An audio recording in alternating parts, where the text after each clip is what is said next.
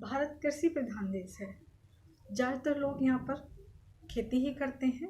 ज़्यादातर 70% लोग यहाँ पर खेती करते हैं, लेकिन फिर भी किसानों की हालत ऐसी है। जो पूरे भारत को रोटी खिला रहा है, अन्न दे रहा है, सब्जी दे रहा है, दालें दे रहा है, फल दे रहा है, दूध दे रहा है, हाँ उसी की हालत ऐसी कि वो रोड पर पड़ा है, लेकिन उसकी मांगों की पूर्ति करने के लिए कोई तैयार नहीं है। ये 3 बिल जो गवर्नमेंट लेकर के आई है, माय डियर फ्रेंड्स, अगर पास हो गए तो हर किसी को खाने के लाले पड़ जाएंगे। किसान उगाएगा वो तो खरीद के खाएगा, लेकिन आप भी दुगनी कीमत से खरीद करके खाएंगे।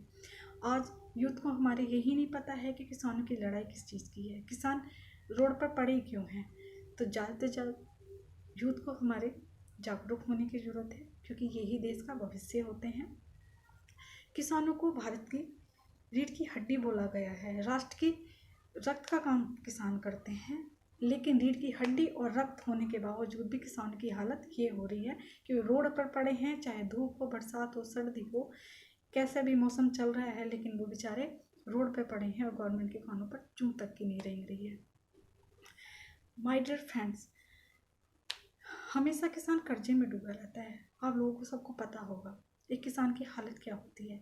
फसल वो मिल में बेचता है जब गन्ना, तो उसे पता नहीं होता कि उसके गन्ना किस रेट पे जा रहा है, क्योंकि पर्ची पर कभी रेट नहीं पड़ा होता। हर किसी प्रोडक्ट पर रेट पड़ा होगा, MRP पड़ी होगी विद GST विद, ठीक है, लेकिन किसान की पर्ची पर कभी रेट नहीं होता। गवर्नमेंट चाहे 200 में ले, 300 में ले, 400 में ले, 500 में ले, वो जब भुगतान आएगा तब पता चलता है, ठीक है। वो भी 6 महीने, 1 साल, 1.5 साल में भुगतान होता है, जब तक किसान कर्ज में डूबता रहता है।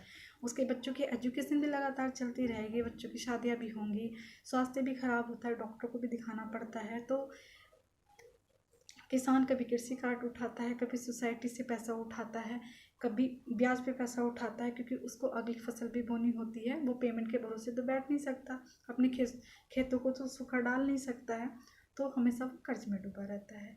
आप मुझे एक छोटी सी बात बताइए, क्या कोई स्कूल वाला किसानों से कभी ये बोलता है कि आपके गन्ने का पेमेंट नहीं आया, आप अपने बच्चों की फीस जब गन्ने का पेमेंट आ जाएगा तब भर देना। कभी डॉक्टर ये बोलता है आप किसान हो, अभी आपके फसल का पैसा नहीं आया या अच्छे मूल्य पर नहीं बिकता है, आपको थोड़ा सा कम रेट में दवाई मिल जाएगी या बाद में आप पैसा दे देना। कभी ऐसा नहीं होता। किसानों के बच्चे हमेशा अपनी पढ़ाई में जब पढ़ते हैं, 12वीं तक की क्लास में रहते हैं, तो वो सोचते हैं मैं डॉक्टर बनूंगा, मैं वकील बनूंगा, मैं इंजीनियर बनूंगा, मैं टीचर बनूंगी। लेकिन जब वो 12वीं पास करते हैं और अपने घर की हालत देखते हैं, तो जो इंजीनियर बनना होता है वो ITI कर लेता है बेचारा, जो डॉक्टर बनना होता है वो और कोई लाइन चूज़ कर लेता है, जो टीचर बनना चाहती है वो बेचारी बस ग्रेजुएट होने तक के लिए पढ़ती है कि चलो भाई हमने BA MA कर लिया, हम शिक्षित हो गए, अपने बच्चों को पढ़ाने लायक हो गए, सेकनी हमें दूसरे घर रोटी है, यही तसल्ली अपनी लड़कियों को देते हैं, क्योंकि उनके पास में पैसे का अभाव है। वो उनके बच्चे कभी जिद भी नहीं करते कि हम जिस लाइन में जाना चाहते हैं, हम डॉक्टरी का कोर्स करना चाहते हैं, हम यही करना चाहें, क्योंकि उनके बच्चों को पता है हमारे पेरेंट्स की, हमारे माता पिता की, हमारे बापू की वो हालत नहीं है जो हमारे डॉक्टर का कोर्स करा पाएंगे या इंजीनियर बना पाएंगे। तो वो हमेशा किसान के बच्चे अपने सपनों को ही मार कर जीते हैं, लेकिन हम लोग कभी नहीं सोचते हैं। हम अभी 10-10, 20-20 हज़ार रुपये की नौकरी कर रहे हैं, अभी बड़े आसानी से सारी चीज़ें खरीद के खा रहे हैं, लेकिन जिस दिन ये सारी चीज़ें मार्ट में पहुंच जाएंगी, सारी सब्जियां MRP पे मिलेंगी, तो सोचो हम अफोर्ड नहीं कर पाएंगे उन सारी चीज़ों को खरीदने के लिए। मैं मानती हूँ गवर्नमेंट गेहूँ और चावल दे रही है, लेकिन क्या आपके बच्चे दाल सब्जी नहीं खाते? वो भी तो खाते हैं ना, किसान ही उगा रहे हैं ना वो। मान लीजिए एक मजदूर की मजदूरी बेचारे की 350 रुपये है, और आपने देखा है मार्केट में सब्जियों के भाव क्या हैं। लौकी 40 रुपये किलो, टमाटर 70-50 चल रहा है, 60 चल रहा है। आप ये सोचिए एक परिवार में 5 सदस्य हैं, तो 100 रुपये की सब्जी एक बारी में बनेगी। तो सोचो 100 रुपये तो वो ख़त्म एक दिन में, 250 रुपये बच्चे, उसमें बच्चों की एजुकेशन भी हुई, डॉक्टर स्वास्थ्य से रिलेटेड भी कुछ परेशानी चलती हैं, तो वो भी दिक्कत रही। वो 250 रुपये में क्या क्या करेगा, भविष्य के लिए बचाएगा या बच्चों की शादी विवाह के लिए उसको इकट्ठा करेगा।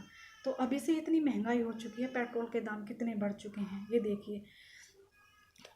तो ये लड़ाई, ये चीज़ें जो किसान बैठे हैं, ये 3 बिल हैं, ये हर किसी की लड़ाई है, अन्न की लड़ाई है।